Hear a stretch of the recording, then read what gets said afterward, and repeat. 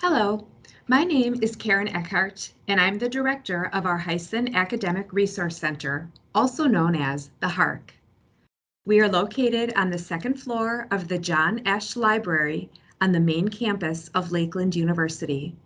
Throughout this presentation, I will be speaking with you about the academic support services that are provided by the HARC.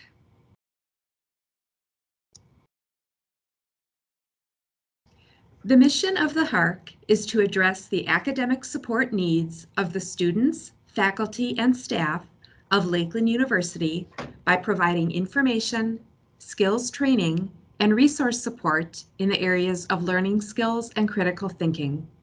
We do this through a variety of different services and activities that are sponsored by the HARC, always working in partnership with students, faculty, and staff. The HARC is located in a newly renovated area of the library and offers private study rooms, testing rooms, flex rooms with large screen monitors, and a casual study environment for group and collaborative work. This is also where my office is located. Here is the link to the HARC's webpage.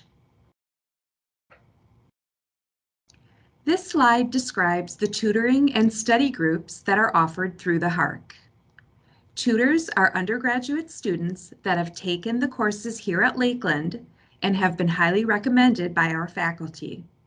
Tutors are available to meet with students in person or virtually. Students often attribute their academic success directly to working with tutors from the very start of the semester.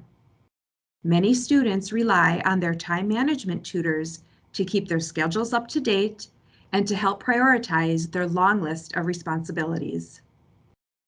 The rigors of academic, in-depth research and writing at the college level is one of the biggest challenges faced by first-year students. Our writing tutors are available to support writing across all disciplines in all courses. Academic accommodations under the Americans with Disabilities Act. Students who had an IEP or a 504 plan in high school may qualify to receive academic accommodations at the post-secondary level.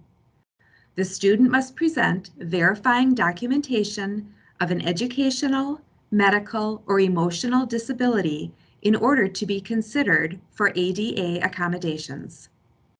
Educational accommodations look very different between high school and college.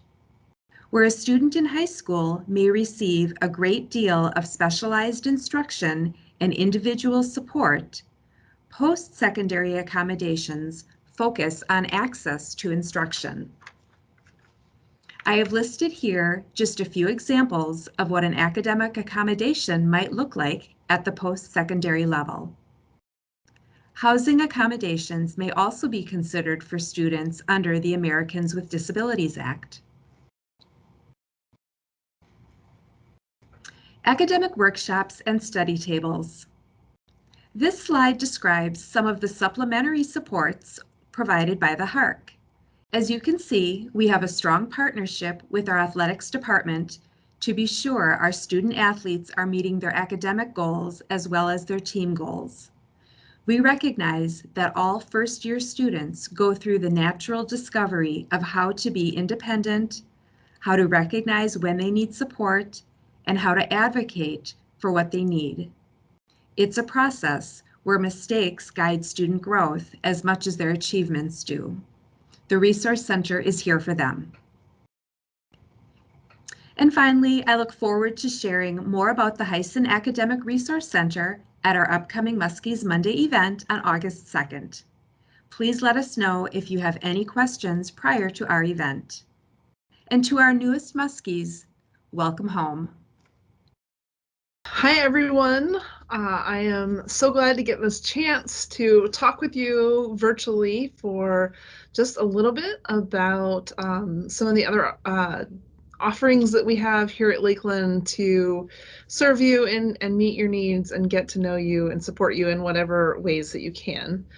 We're going to talk about the Chaplain's Office and the ULRICH Center for Faith, Ethics, and Justice today. And I am Julie Mabity Madalena.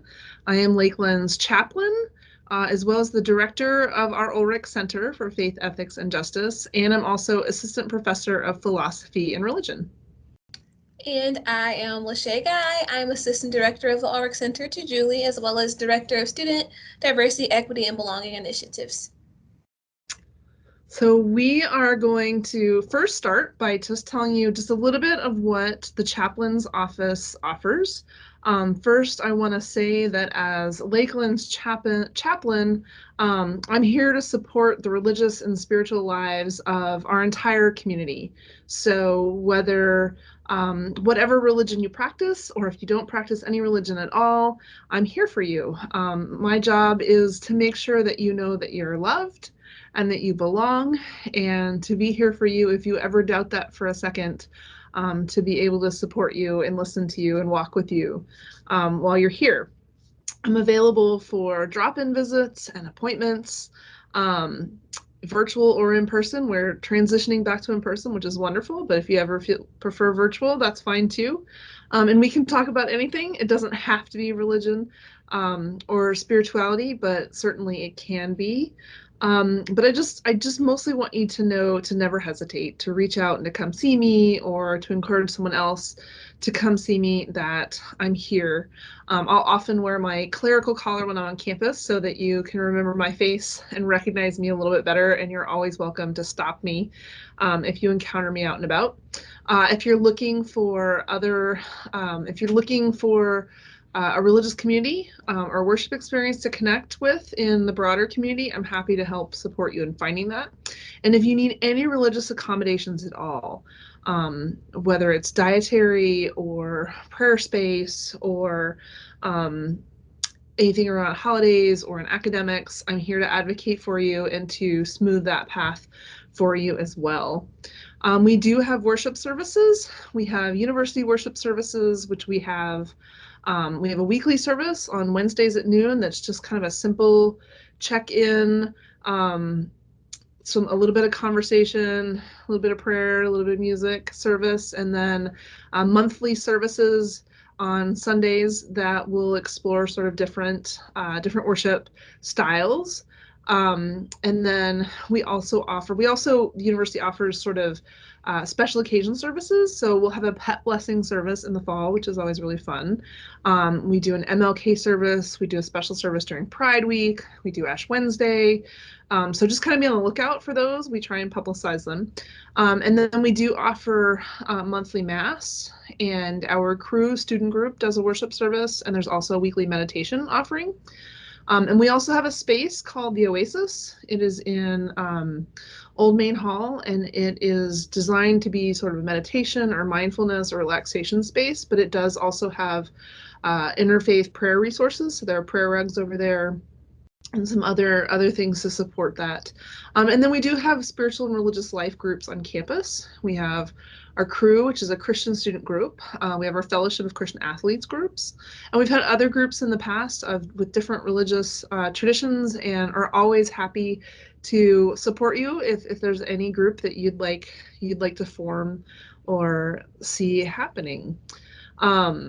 So there's lots more that I could talk about with the chaplain's office, but I really just want you to see me and to just have a sense of me being here, and glad to support you and glad to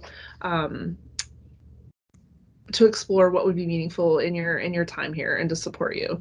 So I want to shift now to another piece of what we offer, which is connected to the chaplain's office, and also distinct. It's called the ULRICH Center for Faith, Ethics, and Justice. And the ULRICH Center is about exploring the intersections between faith, ethical discernment, and social justice. And Lakeland is historically affiliated with the United Church of Christ, which is deeply committed to these values of equity and justice and inclusion. And so we explore these because we have that affiliation, even as not everything we do is explicitly religious, and everyone is welcome. And our diversity, equity, inclusion And belonging initiatives also are housed in our Ulrich Center for Faith, Ethics, and Justice. So that's a lot of words. I'm talking a lot, trying to get it all in. But just anything along those lines is a reflection of our mission and a reflection of what's important, and a piece of what you do. So Lachey is actually going to talk more about that, but I included our a piece of our DEI statement that is Lakeland. So hopefully you've been reading while I'm talking. But I'm going to turn it over to Lachey to talk more about the Ulrich Center. All right. So the Ulrich Center is a place that's for everyone on campus, not just one specific group. So overall, it's intended to facilitate communication and self-expression without fear of further marginalization, no matter what group you come from.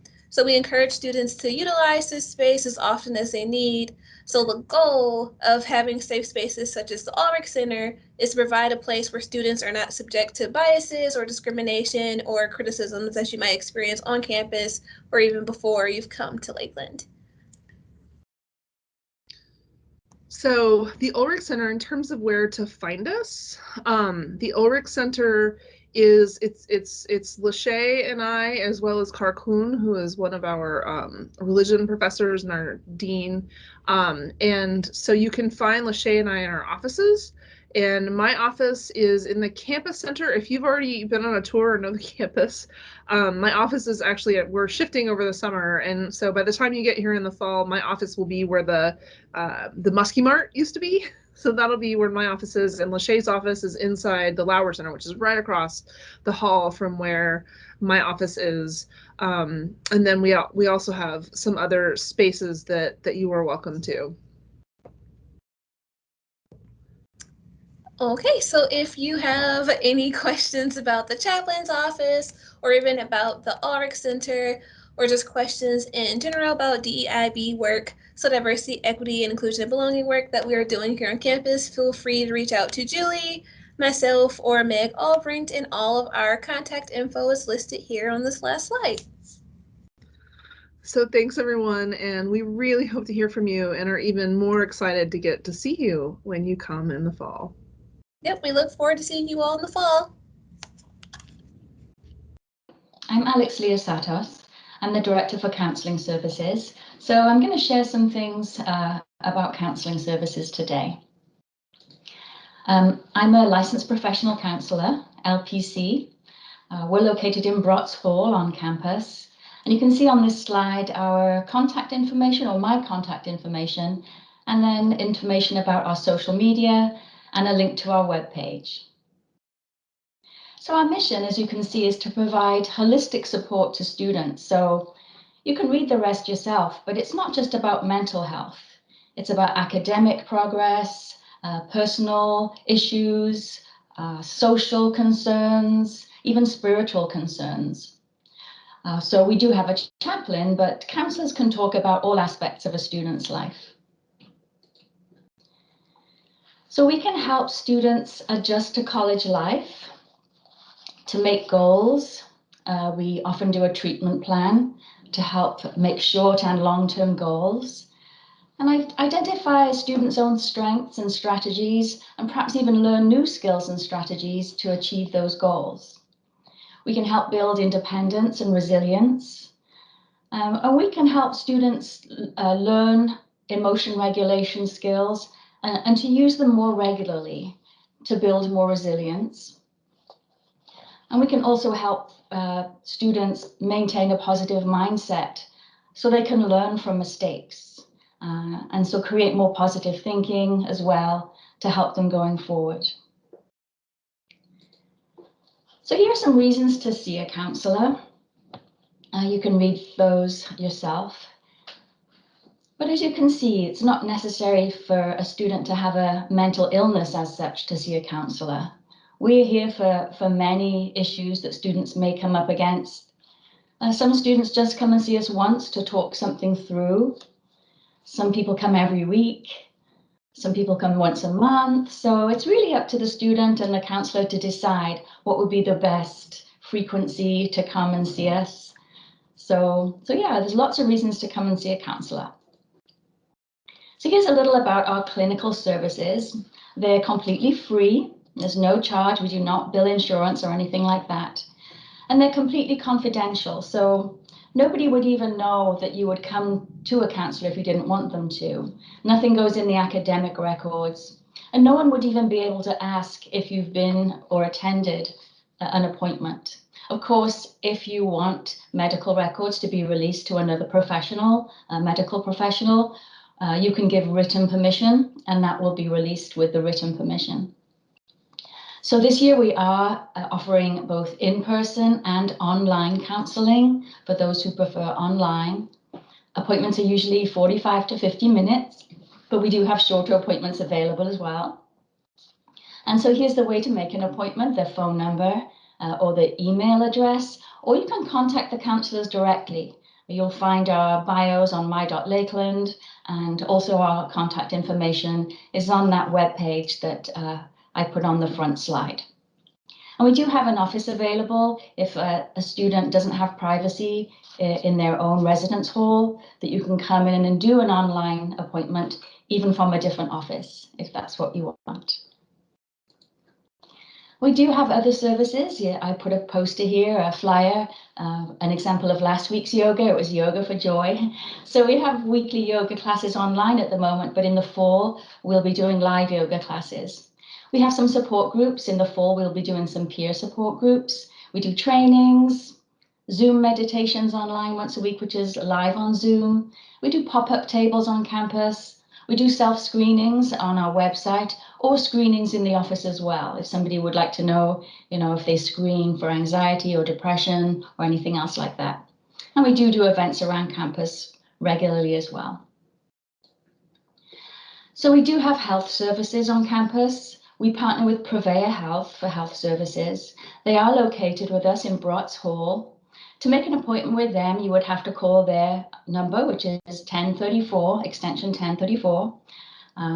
Or you can look on the website to find out more information about PREVEA Health Services.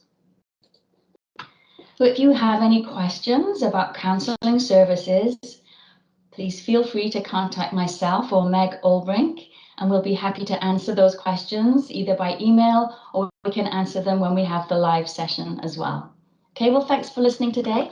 I hope to see the students when they come to the campus in the fall semester.